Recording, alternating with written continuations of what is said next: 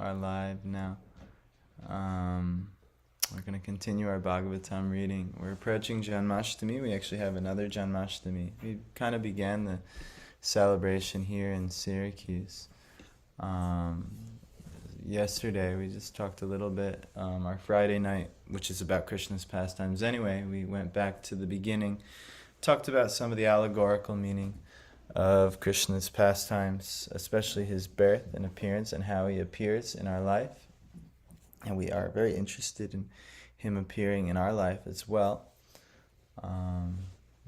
First starts with the personality of goodness, Vasudeva, and then comes to the personality of knowledge, the one who has a heart filled with knowledge, and this is Devaki. And from that combination, but before even Krishna comes, first the personification of service comes, and that's Sri Baladev.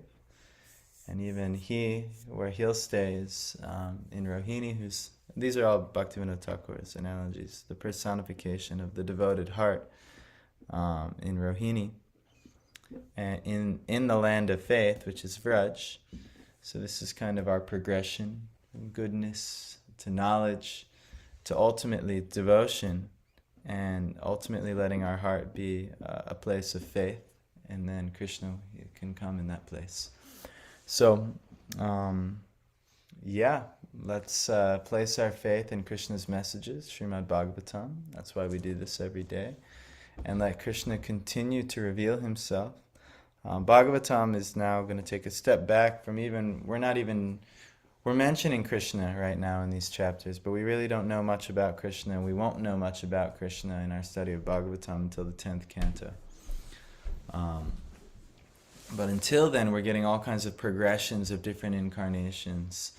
And let's see, talking about the wonderful nature of the Lord. And we just recently, last time we said, whoever describes the births and activities of the unborn and inactive, which is undiscoverable even in the Vedic literatures. These are the learned men, and he is the Lord of the heart.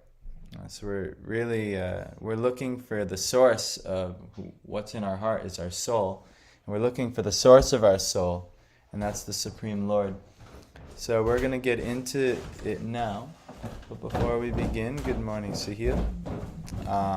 We'll of course glorify the Gurus.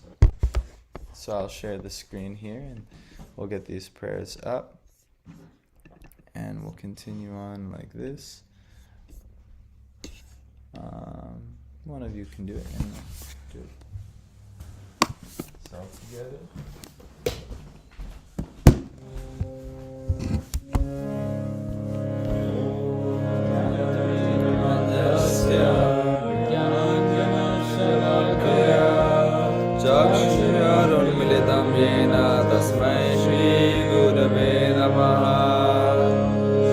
Chaitanya Manobishtam Sthapitam Yena Bhutale Swayam Rupa Kadamayam Dadati Swapadantikam Vandeham Shri Guru Shri Yutpad Kamalam Shri Krishna Cha Shri Rupa Sagra Jata Sagana Raghunathanvitam Tam Sajivam Sadvaitam Savadhutam Parijana Saitam Krishna Chaitanya Devam Shri Radha Krishna Padam Sagana Lalita Shri Shakantivam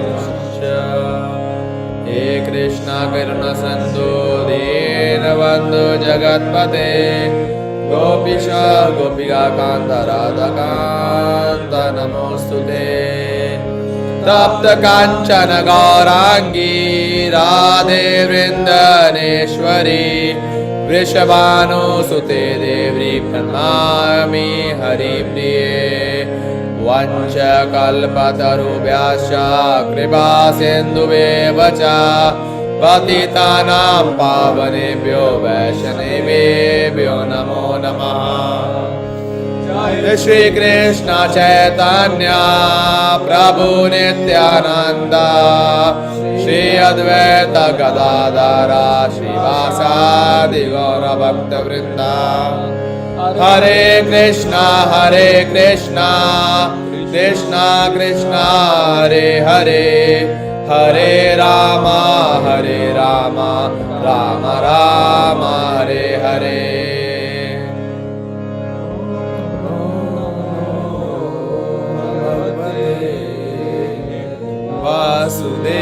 वासुदेवाय ओम नमो भगवते वासुदेवाय।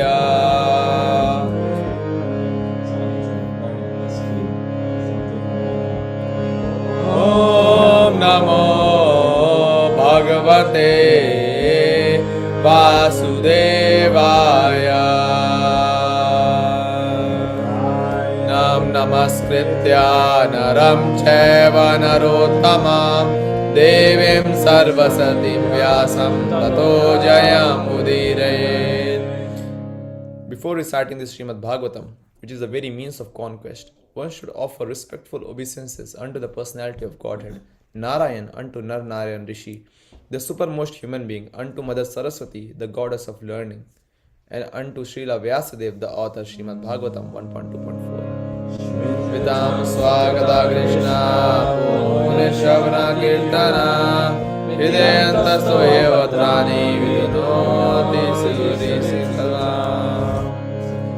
Sri Krishna, the personality of Godhead, who is the Paramatma in everyone's heart and benefactor of the truthful devotee, cleanses desire for material enjoyment from the heart of the devotee who has developed the urge to bear his messages, which are in themselves virtuous when properly heard and chanted. Nashtapraya Vadreshu Nityam Bhagavat Sevaya Bhagavate Uttama Shloke Bhaktir Bhavati Naishtigi. By regular attendance in classes of Bhagavatam and rendering service to the pure devotee, all that is troublesome to the heart is almost completely destroyed, and loving service unto personality of Godhead, who is praised with transcendental songs, is established as an irrevocable fact. Jai.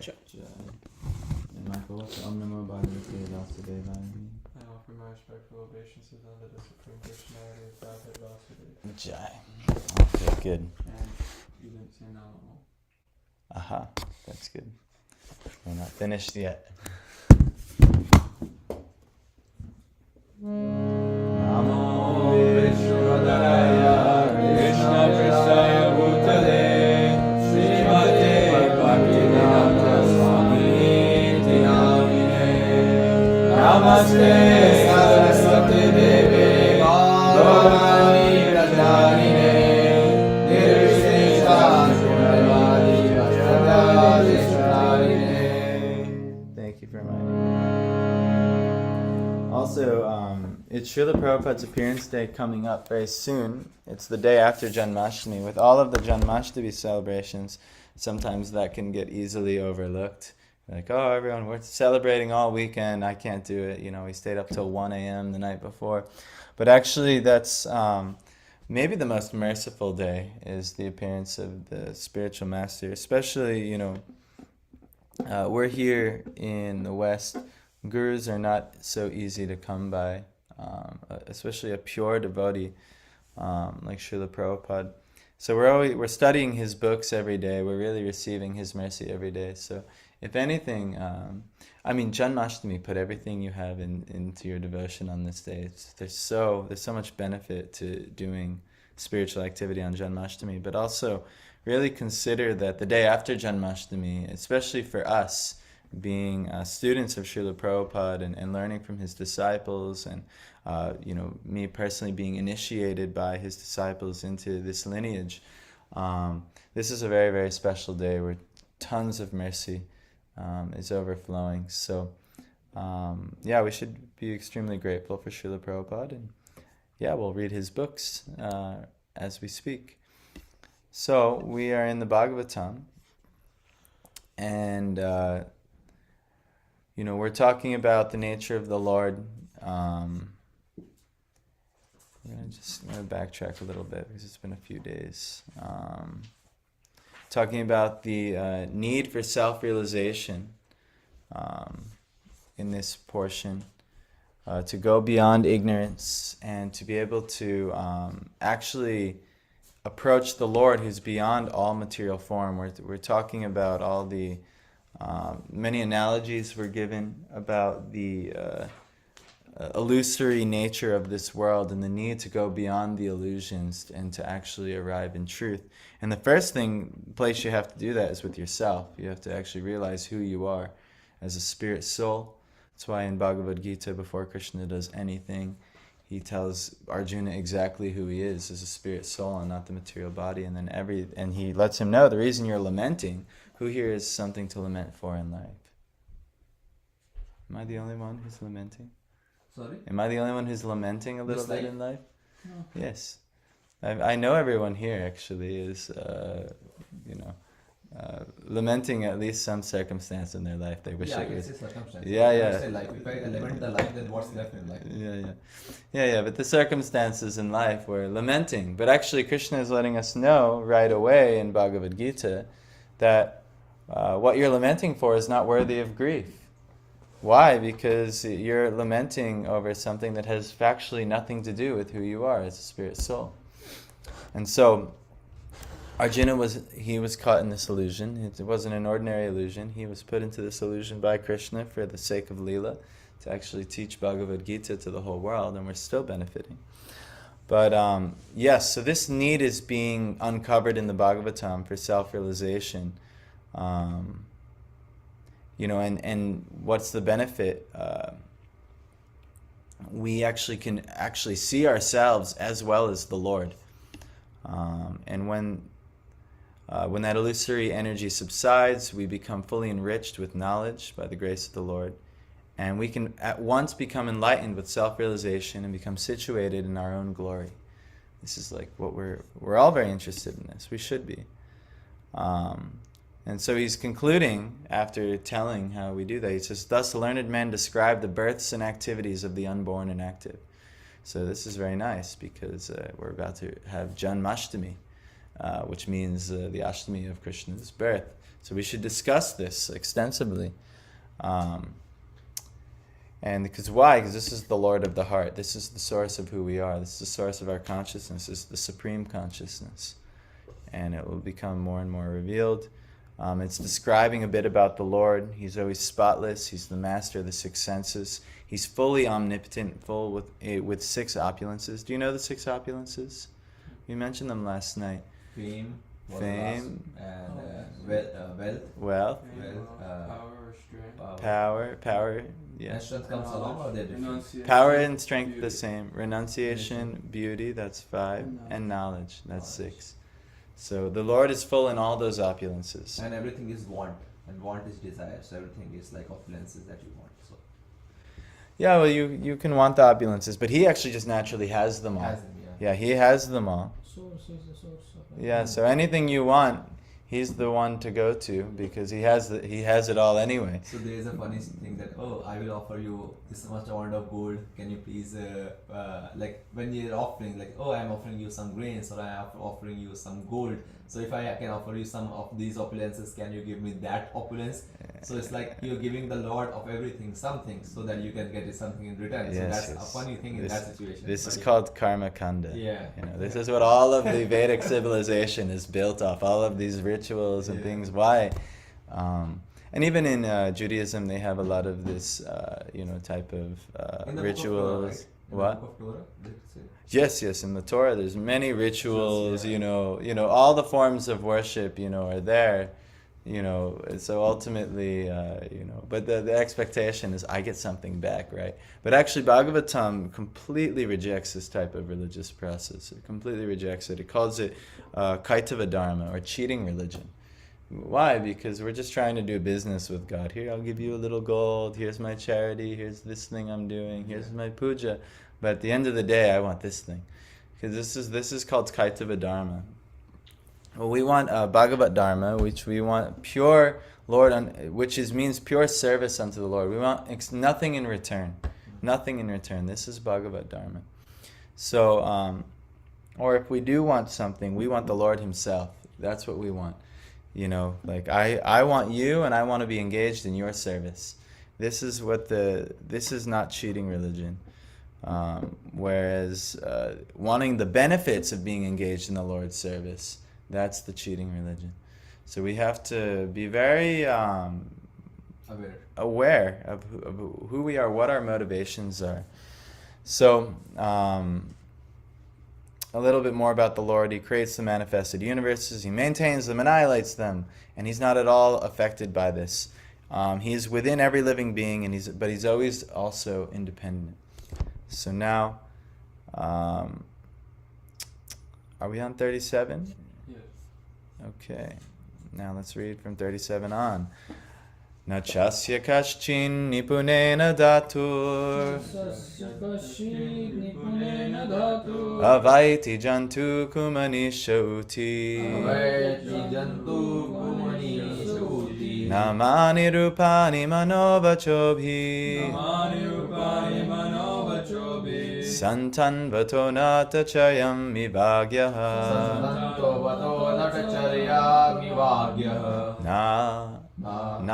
not cha and asya of him kaschit anyone nipunena by dexterity dhatu of the creator avaiti can know jantu the living being Kumanisha, with a poor fund of knowledge. Uti, activities of the Lord.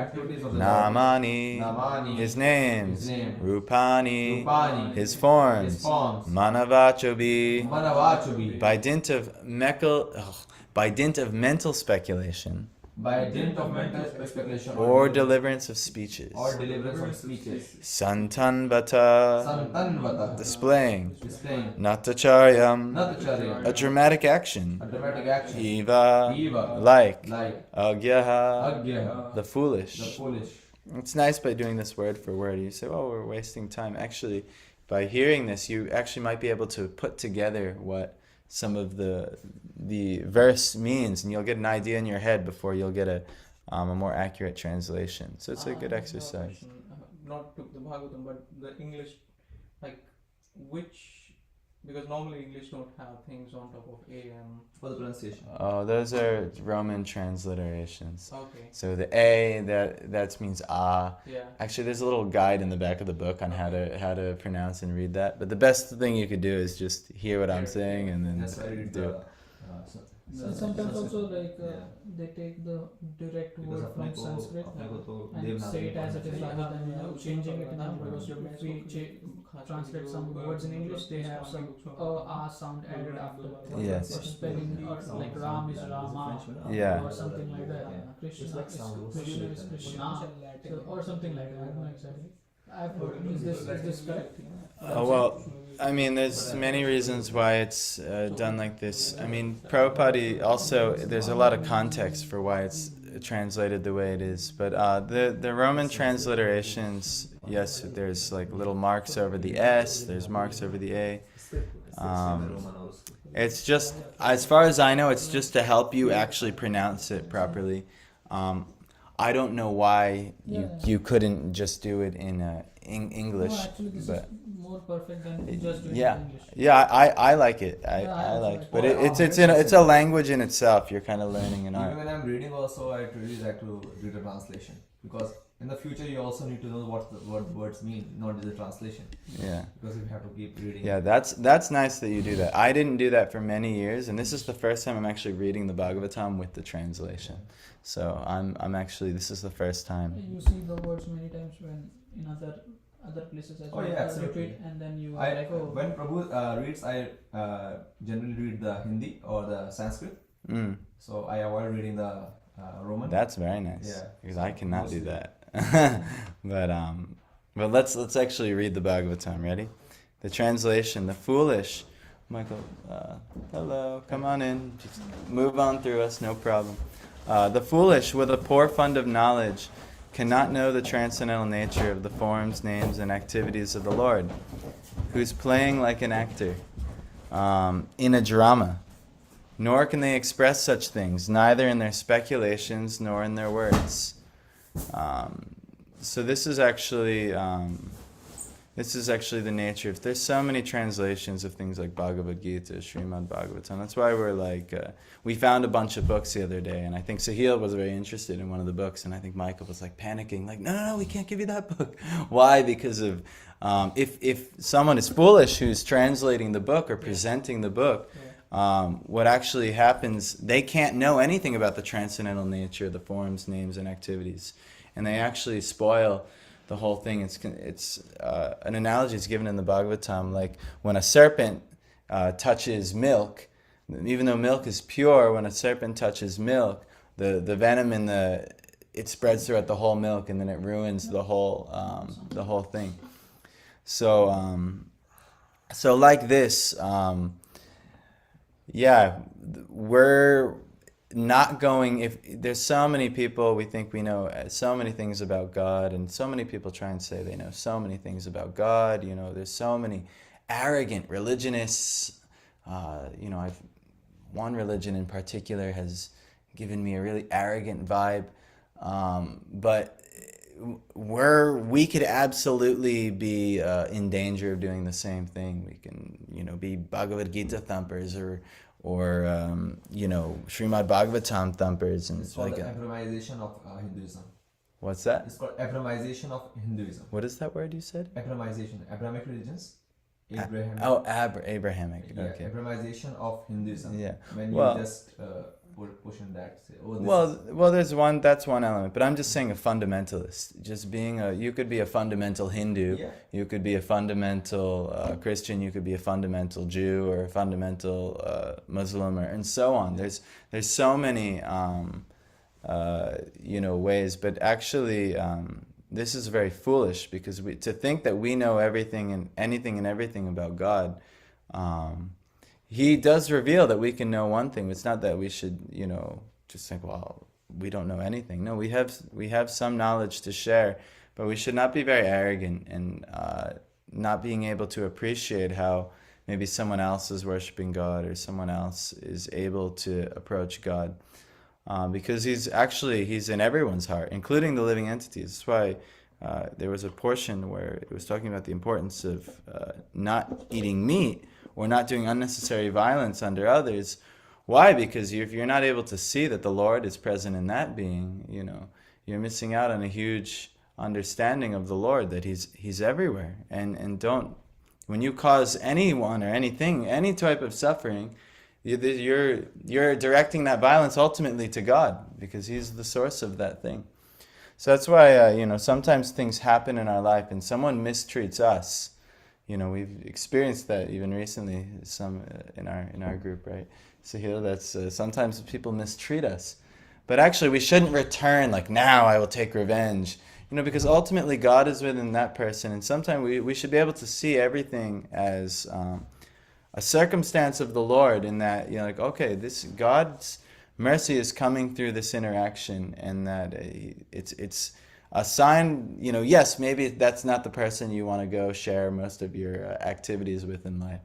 But at the same time, it's not that we need to turn and take revenge on anyone or anything like this. No, we should just move on. But anyway, let's actually read Prabhupada's purports. But again, the foolish with a poor fund of knowledge cannot know the transcendental nature of the forms, names, and activities of the Lord, who is playing like an actor in a drama. Nor can they express such things, neither in their speculations nor in their words. Prabhupada says, no one can properly describe the transcendental nature of the Absolute Truth. Therefore it is said that He is beyond the expression of mind and speech. And yet there are some men with a poor fund of knowledge who desire to understand the Absolute Truth by imperfect mental speculation and faulty description of His activities. To the layman, His activities, appearance and disappearance, His names, His forms, His paraphernalia, His personalities, and all things in relation with Him are mysterious. There are two classes of materialists, namely the fruitive workers and the empiric philosophers. Let me just Google empiric. It has something to do with knowledge. Empirical relations, like empirical means. Yeah. It's based on concerned with it's by observation or experience rather than theory or pure logic. So they want to be able to observe it with their senses. That's what an empiric philosopher is. Like, if I cannot see it, it does not exist. If I cannot touch it, it must not. If I can't measure it with my senses, then it must not exist. But this is very, very faulty. We see things like Wi-Fi and, cell phone waves. 100 years ago, the empiric philosophers were like, poppycock, or whatever they would say. What nonsense! This is there's no these waves of Wi-Fi. What a fool you are! But now we have ways to measure it. We have ways to know, and we're all practically experiencing that we're all wirelessly talking to each other. Now, what that's doing to our bodies and whether this is a good thing, that'll probably be revealed in due time. But we are the experimental generation. Yes, we are getting the most experimented one. Yeah. I mean, Kali Yuga is going to keep progressing. I have a feeling it's not going to be good for society as a whole to do these Just things. wait in 5 years when your phone will be replaced by the VR glass. Just wait for that. That's in the future. Yeah, Another layer of Maya on your eyes. Yes. We'll just keep going. Many, many more layers of Maya until who knows what happens. But we should. So anyway, there are two classes of materialists, namely the fruitive workers and the empiric philosophers.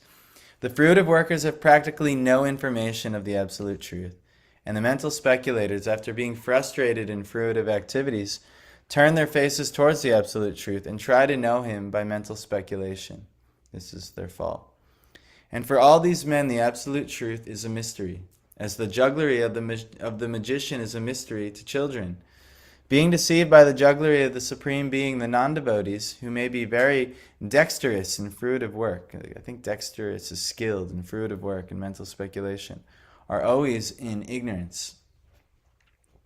With such limited knowledge, they are unable to penetrate into the mysterious region of transcendence.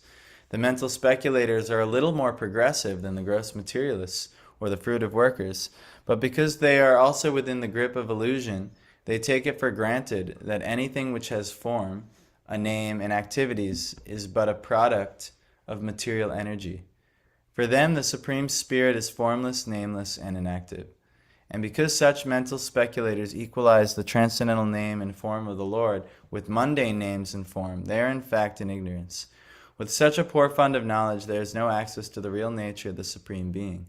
As stated in Bhagavad Gita, the Lord is always in a transcendental position, even when he is within the material world. But ignorant men consider the Lord one of the great personalities of the world, and thus they are misled by the illusory energy. So this is what's happening. We talk to people about Krishna, who Krishna is, what's going on with Krishna. And there's so many already assumptions based on their own preconceptions and ultimately illusions of what Krishna is, what these teachings are. And we think we have such a great grasp on the absolute truth of things. There's so many people who are, we talk to a lot of people and try to talk to them about these things. And there's so many people who are so fixed in their understanding of the world. They're so confident in what they understand in the world. And, like a lot of people like to tell me, oh, I believe in science. I believe in science. It's like, oh, good. Let me tell you a scientific fact. Your bodily senses and how you perceive the world can actually pick up zero. The closest whole number would be 0% of reality. This is what modern science has proven. So if you really believe in science, you should be extremely humble. The father of modern physics, I forget his name. It would be nice to know his name, because I quote this often. But the father of modern physics, he says, the first gulp of the natural sciences will make one an atheist. But as you keep taking gulps of the natural sciences and you get deeper and deeper into scientific understanding, you'll find God waiting for you at the end of the glass. Meaning, the more you know, this is a saying, an axiom. At the end of the class? Yeah, at the end of the glass, you'll find Glass, God. okay, I see, Yeah, end of the God. glass. As you're taking a drinks of first the... gulp, you are atheist, but when you end it then you would see God. Yeah, exactly. So by you taking, the more you know, the more you realize, the less you know. And the more you actually understand about science, the more mystical and magical and incredible that this world that you're perceiving is, and how mysterious and immeasurable this thing. And this is only one universe. You know, the Vedas, we just talked about how many universes there are, and even that, all of the material universes are only one small portion of the cosmic spiritual expanse, called the Vaikunthas. So the way it's describing, this is so beyond our purview. We should not, only those who are foolish or the poor fund of knowledge think that they can understand these things. Or they can use their own mental speculations. Oh, I think it's like this, so it's like this. What do you, if someone is just like, well, I think, you hear people like this. I used to be like this. Well, I think this. Who the heck cares what you think? Who the heck cares what I think? What we think is not important. It's all an illusion, I think this, I think that. You think you know nothing. What you think is not important. Yeah, like we should be, sensitive to people's feelings. We should be sensitive to how they're perceiving. But ultimately, just because they feel or think that way, we cannot just accept everyone and everything that people think and feel. You'll get such a mesh of nonsense. So, yeah, our opinions are not important. Our ultimately, what we think we know about this world, it's, scientifically proven. You literally, what we perceive is next to 0% of total information. So we should be humble. We should be humble and realize, like, oh, maybe I'm the foolish person with the poor fund of knowledge. And I don't know anything about the transcendental nature of the forms, names, and activities of the Lord. So we'll see what to do next. Saveda datu padavim parasya Savedadhatu padavim parasya Doranta viryasya rathangapane Duranta viryasya Thangapane Yo mayaya santataya nuvritya Mayaya santataya nuvritya Vajeta tatpada saroja gandham Vajeta tatpada saroja gandham Saha Healon Veda Kenno Dhatu of the Creator Padavim Glories Parasya of the Transcendence Duranta Viryasya of the Greatly Powerful Ratha Angapane of Lord Krishna, who bears in his hand the wheel of a chariot. This is a nice pastime reference when Krishna held the wheel in challenge of Bhishma in the Mahabharata. It's not actually a challenge, it was like to fulfill Bhishma's desire. Yes, Yeah. but it was both. And it was also to snap Arjuna into actually doing what he needed to do. So, but it's very nice. Yaha, one who, Amayaya, without reservation, Santataya, without any gap, Anuvritya, favorably, Vajeta, render service, Tatpada, of his feet, Saroja Gandham, fragrance of the lotus. Only those who render unreserved, uninterrupted, favorable service unto the lotus feet of Lord Krishna, who carries the wheel of the chariot in his hand, can know the Creator of the universe in his full glory, power, and transcendence. And ultimately, this is coming by the grace of the Lord. By one who takes to this realization. Remember, right, we were talking about how Krishna appears last night. It's first through goodness, then the heart filled with knowledge, and then it has to come to the realization of service. So one who takes unto this service and tries to serve the Lord in a humble mood, the Lord will then grant the ability to understand him. But only to that person who's doing service. There's no way, you can't do it on your own strength. Oh, I'll study this and I'll study that, I'll do like this. No, it's are you in the mood of service? Then it's revealed to you.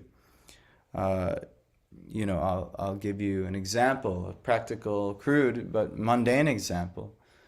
If you want to work very hard and laboriously to earn some money, so you're working every day, you're out and you're chopping down trees. Actually, I'll tell a Vedic pastime, actually, that explains this exact thing. I read it the other night. It was very nice. So there was an axe, there was a wood chopper. And so he would work hard every day chopping trees to provide for his family. So one day he was chopping, he was beside a river, and he went back to chop and the axe slipped from his hand and it went into the river. So then he was like crying and pleading with the Lord, say like, that was my only means of survival. Like, I can't believe I lost this. Like, I'm such a fool. I'm such an idiot. My family, I've let them down. Everyone, he's feeling very, very, distraught. So then all of a sudden Varuna, the demigod Varuna, he comes out of the water and he says, "What's wrong?" And he's like, I've dropped my axe in the river. Can you find it for me? Please, I need it to maintain my living. And Varuna said, "Okay, yes." So he comes up and he has one silver axe and one his iron axe that he had. And he said, "Which one is your axe?" And so he's very pious. He's very nice. He says, "Mine is the iron axe." And he says, "Okay, very good. One more second, I have a few more axes down there. Let me just check. Are there any of these yours?" He brings up gold. He brings up all these valuable axes. And the person, if he was a cheater, he could have said, "Well, the gold one is mine," or that. But he says, "Yeah, no, this one is definitely mine, the iron axe." I think he first brought iron and gold, and he said none of those, or silver and gold, and none of those are my axes. And then he eventually brought the iron one, and he said, "Okay." So then, what ended up happening is Varuna was very pleased with him, with how honest he was and how righteous he was. And so he decided, "I want you to keep all of these axes, and you could just sell a little bit of the iron, the silver, and the gold axes, and you could provide for your family." So he was providing for his family. He got it so easily. Instead of working so hard, he was just honest and virtuous, and it all just came to him naturally. Ultimately, why? He lamented and he prayed to the Lord, and then actually he got the boon and the blessing. Why? Due to his virtuousness and honesty. Then, one of his friends, though, is seeing that, but he told him, "Don't tell anyone of this occurrence." He agreed that you could tell your wife, but don't tell anyone. So he didn't tell anyone, and his wife, but if you know something, his wife couldn't keep the secret. It's sometimes it's a stereotype that it's harder for women to keep secrets than men. I know for my mom personally, it's very hard to keep a secret.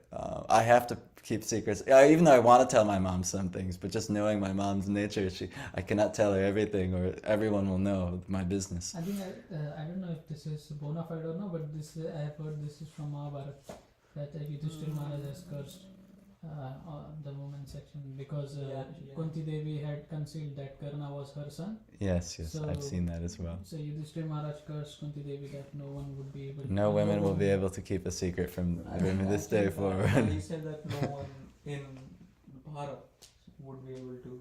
Yeah, I don't know exactly. There might be specifics to it. From the translation I've heard, I said that women from here on out will not be able to keep a secret. So this is from a Vedic lore. We're not saying that, but just in this circumstance, the wife couldn't keep the secret. But it was part of the Leela. It was part of the pastime. It was innocent. It wasn't so hard. So what happened is she told her friend, whose wife, and so her wife told her husband. He said, we've noticed they haven't been working. They're wealthy. You should go do what he did. Mm-hmm. So the guy went to the same place in the river, and he pretended to chop his axe, and he threw his axe in the river, and he's like, "Oh no!" And he's praying and he's crying, and so all of a sudden, Varuna comes up and he's like, "Oh, what's wrong?" He's like, "I've lost my axe, So first he comes up with the iron axe and the silver. Are any of these your axes? And he's like, no, none of these are my axes. Are there any more axes down there? And then he ultimately comes up with the gold axe. He's like, that one's my axe. That one is my axe. And then Varuna chastises him, you fool. You don't think that I know which one is your axe? And he says, now I'm keeping all of the axes. And then he went back in the world and he left instead the man gave his last bit of, that was what he needed to survive his family. But because he was impious and he wasn't properly relating, he was trying to cheat the Lord, ultimately he was left even worse off to learn a lesson. So this is how you ultimately please the Lord and ultimately receive the ultimate blessings, is you render unreserved, uninterrupted, favorable service unto lotus feet of Krishna. You don't want, it's not about what you get out of it. We're so conditioned into business exchanges. The whole interviewing process, everything's a transaction. I do this, you'll do this, I do this, you do this. But, and it's very, very much, I'm conditioned into it as well. But ultimately, practically experience. Slowly and slowly. Yeah, the Lord has to purify that. If we want to ultimately, if we want to actually understand the Lord and understand this process in depth and truth, we have to become more and more unreserved, uninterrupted, unmotivated in our service to the Lord, and then trust that, yes, He's going to protect me. He's going to provide for me. No one else. Nothing else can do it. Not if I make this adjustment, or maybe if I make my application like this, or maybe if I make my resume like this. That's not going to do the trick. It's what is your actual consciousness in relation to the Lord. That is the source of all opulence and all blessings. So, you guys have this rare opportunity here. I know we do service in the morning, service in the evening, and but then the rest of the day it's like applications, all these things. I know, and you have to do that to some degree, but also understand you may take a leap of faith, make significant time to actually trying to understand the Lord. So that's why we're here in the Bhagavatam study. But you also have your own personal time. You can do this. Don't wait for me every morning or anything like that. The more time you give in this endeavor, this is the ultimate investment. You're a business mind. You guys have some maybe business aspirations. The ultimate investment of your time. Invest your time in the Lord. There's no loss. It's only gain from here on out. But who has the faith to do that? That's the thing. That's what we're trying to help cultivate here, is faith in the Lord. So anyway, where did we stop? We just read that, right? We have to do the purport. Only the pure devotees can know the transcendental name, form, and activities of Lord Krishna, due to their being completely freed from the reactions of fruitive work and mental speculation. The pure devotees have nothing to derive as personal profit from their unalloyed service to the Lord.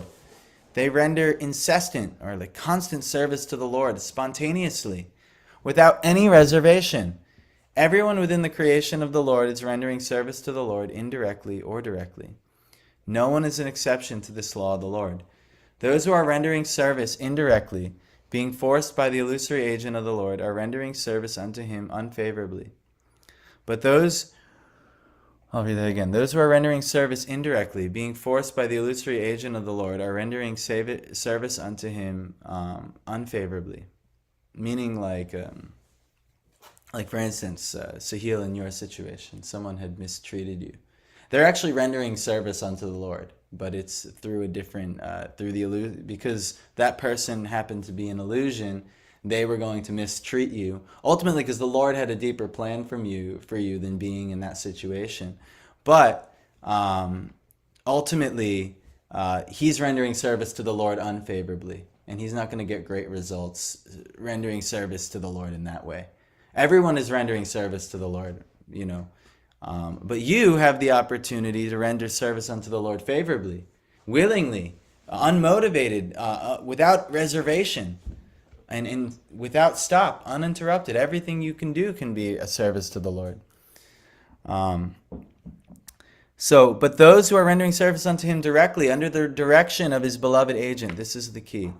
are rendering service unto him favorably. We have to take guidance from someone more experienced who knows how to do service. We can be very whimsical. We think, oh, I know exactly how to please the Lord. No, this is all our own mental speculations. There's a system of how the Lord likes to be pleased, and the Lord has very dear confidants who know how to serve him, and that's their service he's given them.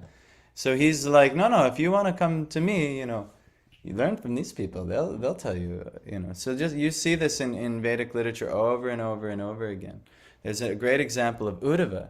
Uddhava was the topmost servitor of Dwarka. He was the topmost servitor. There was no one more dear. Arjuna was very small in comparison to how dear Uddhava was to Krishna. Arjuna, we glorify Arjuna. Arjuna is glorified. We should glorify Arjuna. Compared to us, he's incredible. But compared to Uddhava, Arjuna was he was very meager in comparison to the Lord's affection. But he sent Uddhava to the Vrajabasis, and he told Uddhava, Uddhava, you have all this knowledge, you have all this jnana. Go to the Vrajabasis and tell them this knowledge. And tell them how they should be able to see me and the fact that we're not together right now. So Uddhava went there and he starts trying to explain all this jnana to Nanda and Yashoda, and they're completely rejecting his knowledge.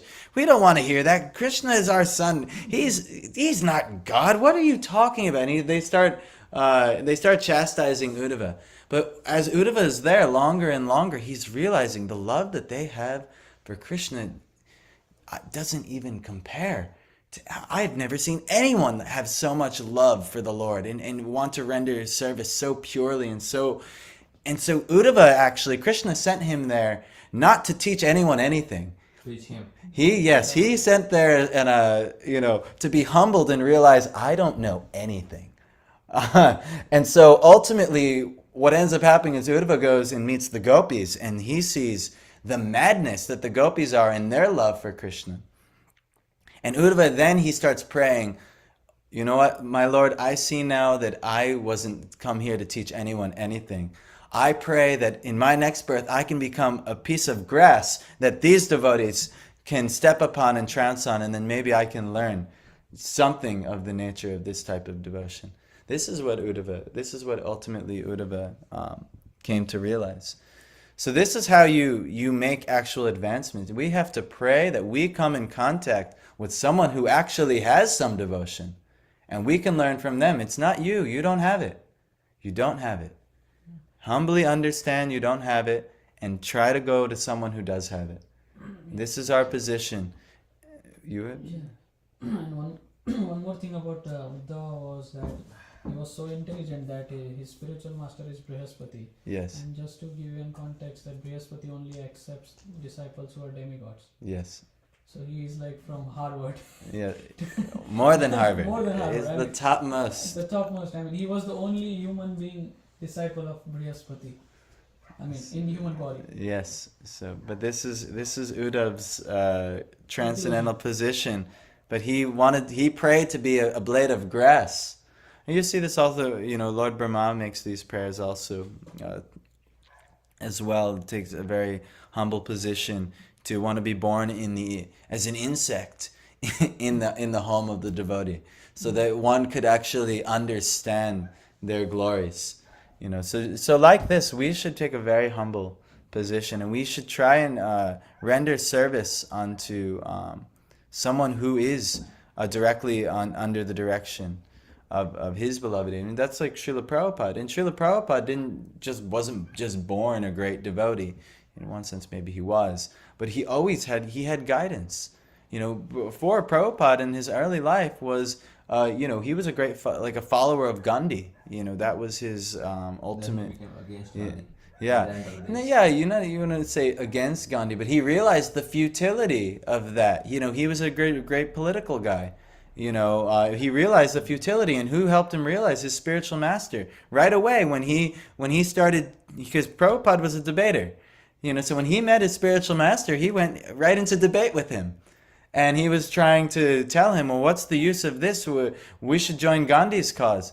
And his spiritual master smashed his nonsensical opinion into with reason, with logic, and ultimately with the spiritual truth. And then Srila Prabhupada, he said that he was defeated in his argument, but right then he was so happy in his heart because he realized that these he said in that first meeting and that they built a beautiful temple in Kolkata now where that actually happened, where they first met. What was that? Yeah, and I actually got to visit there before that temple, and it's just like was the beginning of construction. They just got the land, and they were, it was just like pretty much a pile of rubble. But me and my Gurmaraj and my wife got to visit there a few years back. But now it's a beautiful, great temple now. I have to visit. But yeah, this is the process, and he said he was so happy to be defeated. He was so happy to accept defeat at the hands of his guru, and he surrendered unto his heart. In his heart, he surrendered to him on that day. He didn't take initiation, I think, till like maybe 11 years later. 1933. Yeah, and that happened in 1922. Yeah, so 11 years later. But he says that I accepted him spiritual master on that day itself. Exactly. So that was in the heart. In the heart, that's when it happened. That's when he accepted him. Mind took 11 years. Ceremony took 11 years. Exactly. It's in the mind. Yeah. Whatever his it didn't have to take 11 years, but he said, because he was going on with his life as is. But basically, and then when you see Srila Prabhupada, he's tried so many business endeavors, and he made some money in business, and he tried to do devotion in his business for many years. And actually, he never had any really great success. It was just like kind of the Lord kept pulling things from him materially. Even his family life fell apart. He was trying to practice his spirituality, and his wife and children weren't always favorable. And they became so unfavorable at one point that he wrote, actually, this Srimad Bhagavatam that we're reading. He started writing first drafts of the translation of Bhagavatam because it was a desire of his spiritual master. And what ended up happening is the money got so tight one day is that his wife actually sold his copy of Srimad Bhagavatam. I'm not sure if it was his copy or if it was his personal study copy, but his copy of Srimad Bhagavatam, so that they could afford more biscuits and tea, which was like their habit. And so Srila Prabhupada, on that day, he realized family life is not for me anymore. He was so angry at her that was the separation moment. And you see when he did finally surrender and he became a sannyas, and he underwent what? How old was he when this happened? I think he was 59. But he went many years. From 22, he accepted his guru in his heart. At 30. No, he was born in 1896. So at 26 years old, he accepted his guru in his heart. At 37, he took initiation. And at 59, he completely renounced his family life. And yeah, he went under years of struggle and purification. But then when he did finally surrender unto his guru's order to go to the West and preach, no other disciple did it. They tried in England, but they weren't successful, and they all gave up on it. They said, the West cannot take it. None of these people can take it. He said, no, I have to try. Yeah, and he says, no, I have to try. So he went to the West, and he finally arranged to go. And in the first year, he even wanted to give up. It seemed hopeless. But he kept going and kept going, and he had faith in his guru's order. No, Krishna wants something here. He had dreams, he had visions, he had 2 heart attacks, he almost died on the way. And then from there came a turning point where he started getting people involved, and he found the way to connect to the Western people, and he thought it would be the intelligent class of the West. No, the supposed intelligent class, they're not very intelligent at all. Who did they find? It was the hippies. The hippies on the sides of the street. Hippies in a way enormous material body. Yeah, well, they are actually more I started my Krishna consciousness as a hippie. There's a certain level of things that hippies understand that the rat race people of the material world, they have no idea about. And that's hippies have a courage to I think they are more. They have more courage to explore it. Exactly, they're open-minded. They're more renounced. They're more Yeah, they're open to understanding. They're, going beyond the societal paradigms. So that was the class of people who ultimately helped Srila Prabhupada make a worldwide movement. He tried so hard to make money, and he wanted to use the money for Krishna's service, but instead he just purely is, I don't even care about the money anymore. Now I just want to purely serve Krishna. And what happened? He had billions upon billions of dollars at his disposal from starting a worldwide movement, and he purely used every bit that he could for Krishna and didn't keep any for his own personal enjoyment. And he was exemplary on how to use money, and he taught the devotees so many things on how to use money. But yeah, those hippies and disciples, they did anything to try and make this movement spread, and they eventually got the Beatles involved, the largest band in the world. George Harrison literally got converted into being a devotee of Srila Prabhupada, a disciple. He wrote songs, popular songs that you and, well, at least me and Michael and our parents have all heard. My Sweet Lord, Here Comes the Sun. So many wonderful classics, all about Krishna and Srila Prabhupada. And not many people know this. But it's amazing what he did. But it wasn't until he was completely, all of his own endeavors were taken out of the equation. I've seen this in my life. I had so many, when we first got here, I had so many plans. I have to make money first, and then we can do this, and then we can serve Krishna. But let me just worry about the finances first. I learned very quickly that is not a good business model at all. The good business model, what I've actually learned in doing this service, is make everything about as purely as we can serve Krishna, and all the resources, everything you need just comes. It's like magic. I mean, you have to be responsible. You can't just I'll just blow all the resources and, we'll make Krishna have... No, there has to be some budgeting and proper maintenance of everything. But basically, it's what is the essence here? What is the essence for doing this service? This is what we need to do. And I kid you not, festival after festival, it just comes. Everything you need comes. So Srila Prabhupada is a living example of that. But I want to just finish this purport, and then we got to stop. But this is very important to understand.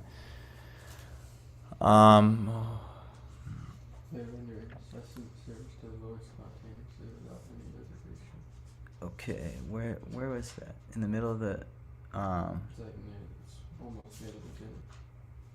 Okay.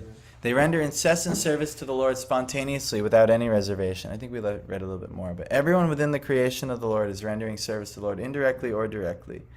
No one is an exception to this law of the Lord. And those that we were talking about, Suhil's situation, someone who was rendering service indirectly. But we were interested in rendering service directly. But those who are rendering service unto him directly under the direction of his beloved agent are rendering service unto him favorably. Such favorable servitors are devotees of the Lord, and by the grace of the Lord they can enter into the mysterious region of transcendence, by the mercy of the Lord. The grace and mercy of the Lord. And by that grace we'll find ultimately the right teacher, the confidential servant of the Lord. Just like Uddhava found the Vrajabasis, and he thought he knew so much and he was so advanced, the Lord showed him an even greater teacher. So that we can actually have this grace as well. But the mental speculators remain in darkness all the time. As stated in Bhagavad Gita, the Lord himself guides the pure devotees towards the path of realization due to their constant engagement in the loving service of the Lord in spontaneous affection. That is the secret of entering into the kingdom of God. Fruitive activities and speculation are no qualifications for entering.